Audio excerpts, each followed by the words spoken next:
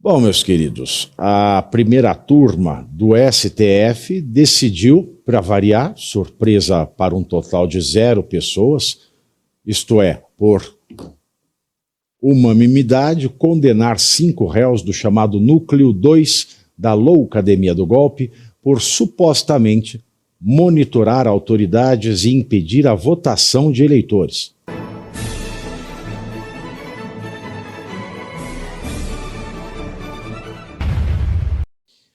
Bom, meus queridos, a primeira turma do STF decidiu, para variar, surpresa para um total de 0 pessoas, isto é, por unanimidade, condenar 5 réus do chamado Núcleo 2 da Loucademia do Golpe por supostamente monitorar autoridades e impedir a votação de eleitores. O delegado da Polícia Federal, Fernando Oliveira, que também era acusado pela PGR de participar do grupo, foi absolvido. Os condenados, com penas entre 21 e 26 anos, são Silvanei Vasques, ex-diretor-geral da Polícia Rodoviária Federal, Marcelo Câmara, coronel da Reserva e ex-assessor de Bolsonaro, Felipe Martins, ex-assessor de Bolsonaro, General Mário Fernandes, general da Reserva e ex-secretário-geral da Presidência, além deles, Marília Alencar, ex-diretora de inteligência do Ministério da Justiça, foi condenada a 8 anos e 6 meses de prisão.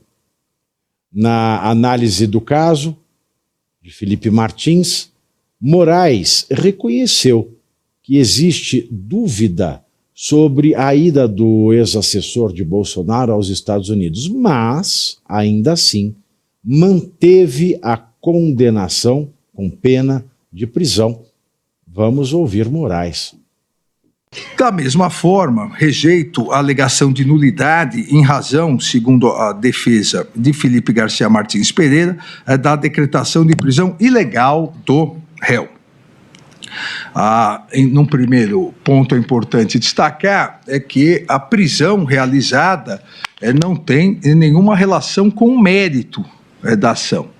A prisão foi realizada por representação da Polícia Federal e parecer favorável da Procuradoria-Geral da República no sentido de uma possível tentativa de fuga do réu Felipe Garcia Martins. E há documentos de um lado e do outro dizendo que houve a tentativa de fuga, não houve a tentativa de fuga.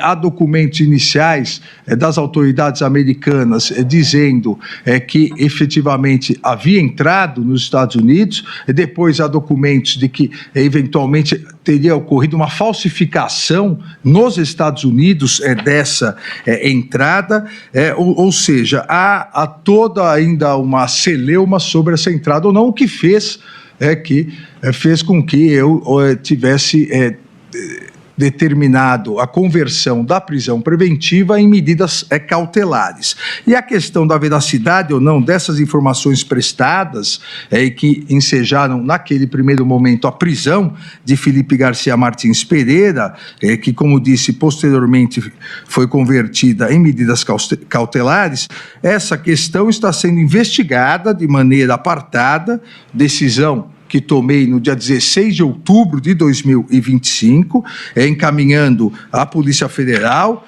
para análise, numa PET específica, da eventual veracidade ou não disso e, eventualmente, de responsabilidade daqueles que forneceram essas informações.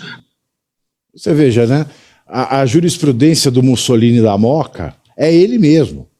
É conforme decidi, conforme analisei, conforme relatei, conforme já decidi, conforme já determinei, conforme averiguei, conforme mandei averiguar.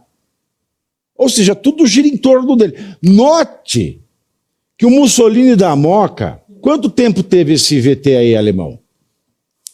2 minutos. Isso é um corte, está editado. Pedaço só. Tá, porque isso teve um tempão. Tá, é uma edição de um trecho. E é um trecho editado para ficar mais rápido. Então, nesses 2 minutos, você aí de casa E depois você pode voltar para ver que eu estou falando sério aqui. Em 2 minutos, ele não falou de uma lei, não falou da Constituição, não falou de jurisprudência nenhuma, porque citar próprios casos não é jurisprudência. De hipótese legal? Não falou de doutrina. Então ele não falou de direito. Não falou de lei, doutrina, jurisprudência. Não falou de direito. Aí como é que pode conviver? Você que foi delegado, Scaff. Mas na dúvida, o que ele disse foi o seguinte: na dúvida eu mantive preso. Exato. E o direito Isso penal diz, na dúvida, decide-se em prol ao réu. É essa a máxima, in dúbio pro réu. Mas ele aplica o in dúbio pau no réu. A não ser que seja o vorcaro. Porque o vorcaro fica 4 dias, já converte a preventiva em cautelares, porque o Felipe Martins foram 6 meses de calvário. Não? Como é que pode o processo criminal conviver com dúvidas? Não, e 6 meses de calvário, e se você assiste a defesa do advogado do Felipe Martins, ele ainda diz o seguinte: eu tive que provar a inocência, não foi você a acusação que provou a acusação. Quer dizer, uma inversão completa do processo penal.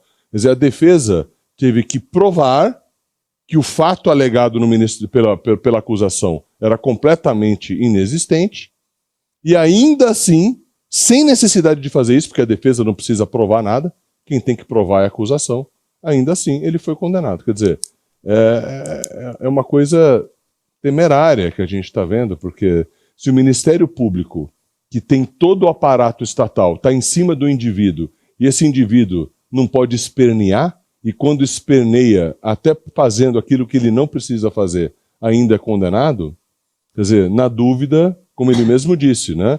Existe uma dúvida. Então, se existiu uma dúvida há muitos meses atrás, esse investigado, esse corréu tinha que estar em liberdade. Porque você não pode prender alguém na dúvida. A medida de prisão ela é altamente necessária e ela é excessiva.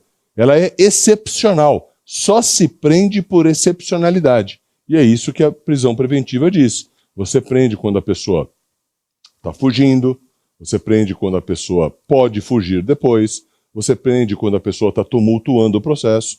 E em muitos desses casos nada disso aconteceu. As pessoas estavam lá esperando intimação e comparecendo normalmente. Então fica difícil isso, né? Fica muito difícil advogar nesses casos, né? Na verdade é um suplício.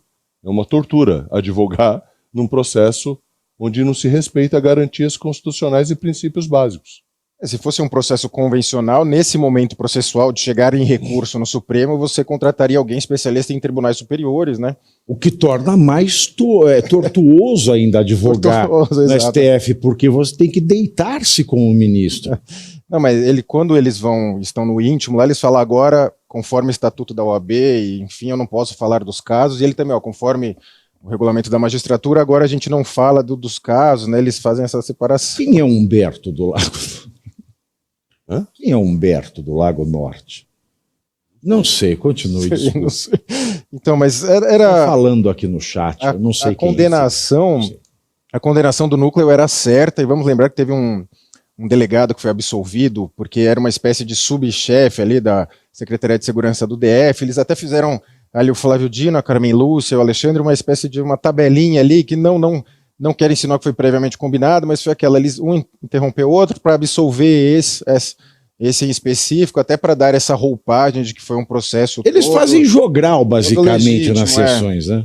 Foi esse, mas esse aqui, ele tinha poder de mando, não tinha, não estava nomeado, parecia até, dava a entender até uma prévia combinação. E vamos lembrar que o Alexandre de Moraes falou, salvo o melhor juízo, foi no discurso do lado do SBT, que o Brasil tem o judiciário mais forte do mundo, né, que já estão até falando que é um discurso de candidato para 2030 do Alexandre, que o Talhaferro chegou até a falar que era o sonho dele, ser presidente, então acho que era bom até antecipar de 2030 para agora ele já sair no lugar do Lula, porque já quem manda de fato é ele. O cara derruba a Magnitsky, né?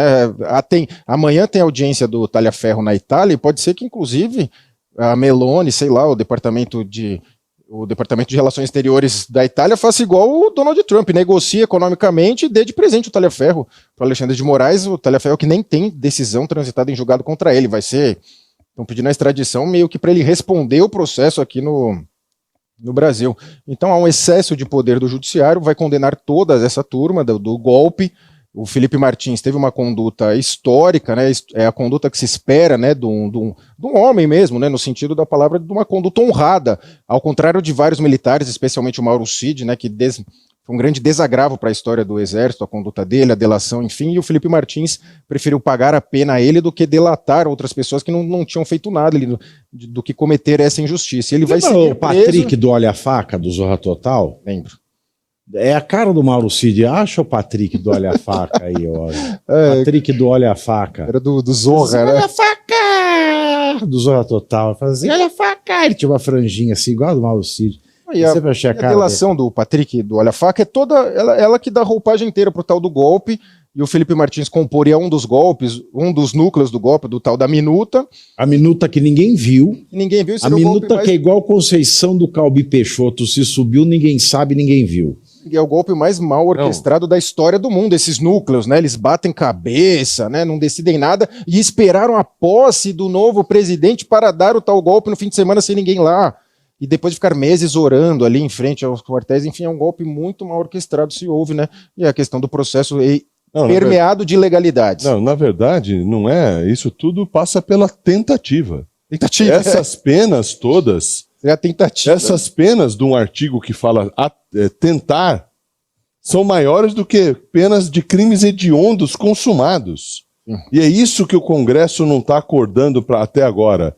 Como é que pode um artigo desse permanecer na abstração do juiz? Quer dizer, você joga uma bolita depois de uma boate no vidro do Congresso Nacional, o juiz pode dizer que você está tentando abolir o Estado Democrático de Direito. É sensacional, é sensacional. No domingo, sensacional é isso aqui, ó. No domingo, manifestantes... E você aí já está preparado para ter todos os argumentos para dizer que Marx não foi um cara legal, para dizer que o comunismo não é um lugar para diversidade, para desmontar essa grande fake news histórica da esquerda, que é repetida por nossos professores de história, de geografia, de sociologia, que é repetida nas universidades, que é repetida nos livros. Está preparado para dizer por que Marx não era um cara legal e por que todo marxista raiz também não é, e por que o comunismo é terrível. Você já leu Nos Anais de Marx? Pois é, aqui nesse livro você vai encontrar tudo o que você precisa saber para responder aquele sabichão que diz que Marx é um cara legal, pois não é. Leia agora Nos Anais de Marx, a trolha do comunismo transviado para encaçapar idiotes.